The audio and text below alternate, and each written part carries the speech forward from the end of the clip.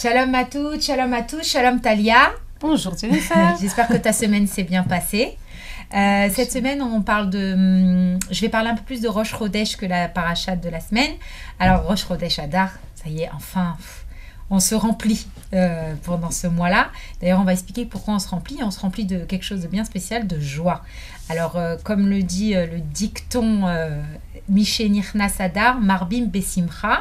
C'est quoi la simcha de Adar, Talia? Mishe Nichnas Adar, quand le mois de Adar rentre, Marbim Besimcha, on accumule les joies. La joie, il faut un petit peu définir qu'est-ce qui se passe pendant le mois de Hadar et pourquoi l'énergie. On revient toujours aux énergies. L'énergie du mois de Hadar, c'est l'énergie de la Simcha. Pendant le mois de Hadar, il y a la fameuse histoire de Mordechai et de Esther, l'histoire de la Megillat Esther. Et c'est une histoire où on trouve le peuple juif qui était assez assimilé, qui participait aux grandes fêtes que le roi organisait, le roi Achashverosh organisait, où il employait les ustensiles du Beth Mikdash qu'ils avaient pris.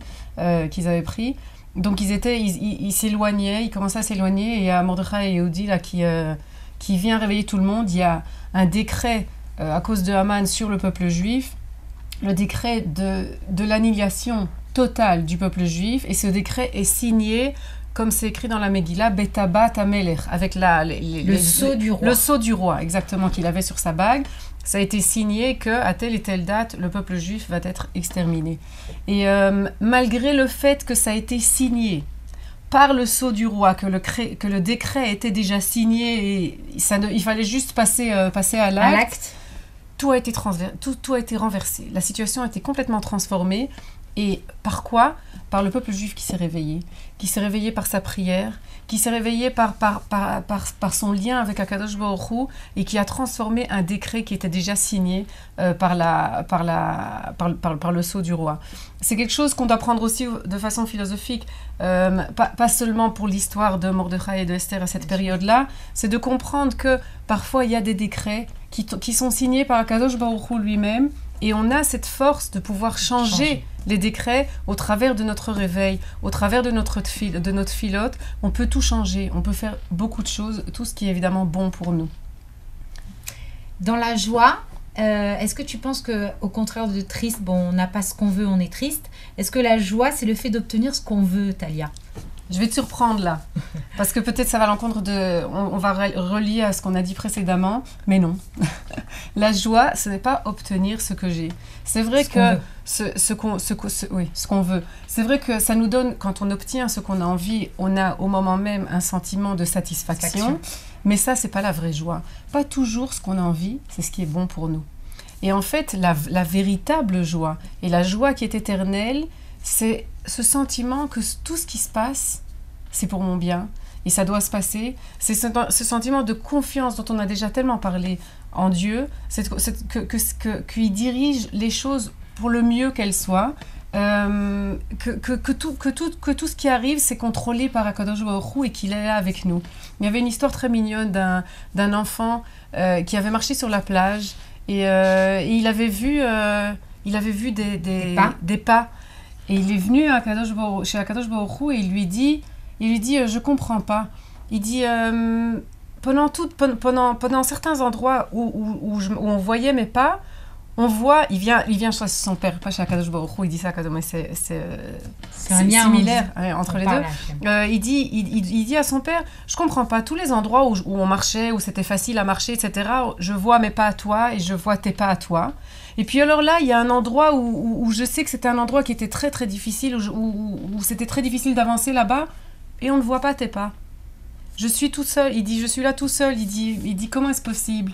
Et il vient en ironie quelque part à Kadosh Baruch Hu, quand parfois, quand c'est difficile, alors où tu es? On croit qu'Hachem nous a oubliés. Exactement, et qu'est-ce qu'il lui répond, son père? Il lui répond, mais tu as oublié, mon petit.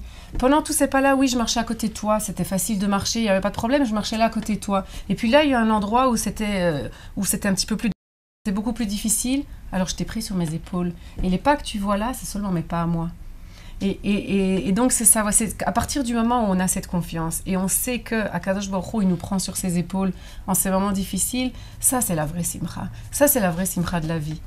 de toute une vie même. De toute une vie, Nahon. Et alors, on va donner quelques petites indications à nos téléspectatrices et téléspectateurs. Comment on peut être toujours Bessimcha? Comment on peut être toujours Bessimcha? Je crois qu'il y a deux éléments qui influencent en général notre joie. Ces deux éléments, je dirais, c'est d'une part les événements, les choses qui nous arrivent, l'histoire de notre vie, et d'autre part, c'est notre interprétation. Et je crois que le travail, il est là. Les événements, ils ont lieu de toute façon. Mais la façon dont on va les interpréter, et ça dépend tout à fait de nous, c'est ça qui va les rendre joyeux ou pas joyeux.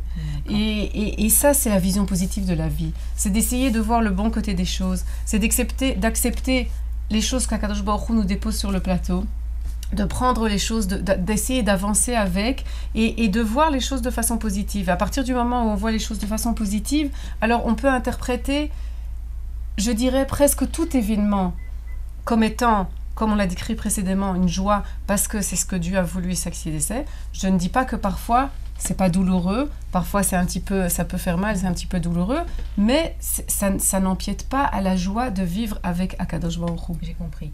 Je rebondis sur ça parce que j'aimerais qu'on dédie ce cours à l'Ilou Nishmat, à deux Giborim qui sont partis là à cette veille de Rosh Chodesh Adar. Le peuple juif, il a perdu 2 anges. Nachon.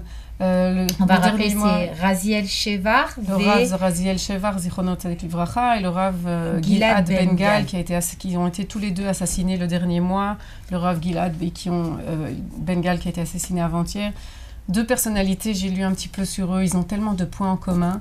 Et Bémet, probablement qu'un des points en commun les plus forts que j'ai vus, c'était cette Simchat Chaim.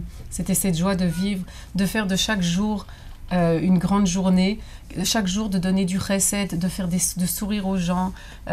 Et peut-être que c'est ça le message qu'eux, ils nous donnent. C'est entre guillemets le testament qu'ils nous ont laissé. C'est cette joie. Autant on est triste on est dans la douleur. Autant on est dans la douleur avec tous ces enfants orphelins qui sont restés. Je crois qu'il y a 10 enfants orphelins de ces 2 familles. Ouais. Et Bezrat Hashem, on espère qu'on arrive dans le mois de Hadar et qu'on va construire et qu'on va prendre toute leur lumière à eux et la donner au peuple juif et aller de l'avant avec ça. Bezrat Hashem. Toda Talia, au revoir et Shabbat Shalom à tous. Shabbat Shalom.